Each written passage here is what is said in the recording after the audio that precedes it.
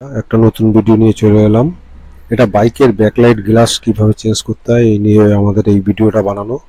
বাড়িতে বসে আপনারা ব্যাকলাইট গ্লাসটা চেঞ্জ করবেন কিভাবে সেটাই দেখাচ্ছি এই ভিডিওতে। তো এটা তো সাইডে স্ক্রু মারা আছে, এটা আগে ফেটে গেছিল, চেক করে আটকে রেখেছে। তার জন্য স্ক্রুটা আমি সাইড থেকে খুলে নিচ্ছি। অ্যাকচুয়ালি থাকে পিছনে, তো সেটা সাইডে দেওয়া আছে ব্যাকলাইট গ্লাসটাকে আটকে রাখার জন্য। তো আমি এবার আমরা এবার আমরা দেখাবো যে কি করে গ্লাসটাকে লাগাতে হয়। তো গ্লাস লাগাবার আগে সব মুছে নিতে হবে ভালো করে, কেন ভিতরে ধুলো ফুলো ঢুকে থাকে। পুরাতন যে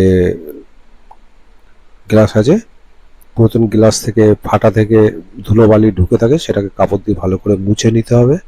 নেওয়ার পরে আমাদের এই যে পিছনের ব্যাকলাইট গ্লাস নতুন নিয়ে আসবেন কিনে, এনে সেটাকে আস্তে করে পিছনে ধরে বসিয়ে দেবেন।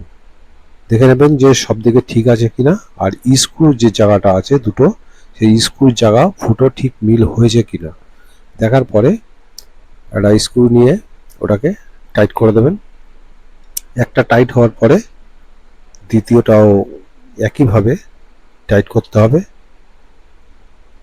যখনই টাইট করবেন খুব কষে টাইট করবেন না, তাহলে ফেটে যেতে পারে। তো ওর জন্য হালকা করে টাইট করবেন যাতে ফেটে না যায় গ্লাসটা, সেদিকে খেয়াল রাখা অবশ্যই দরকার।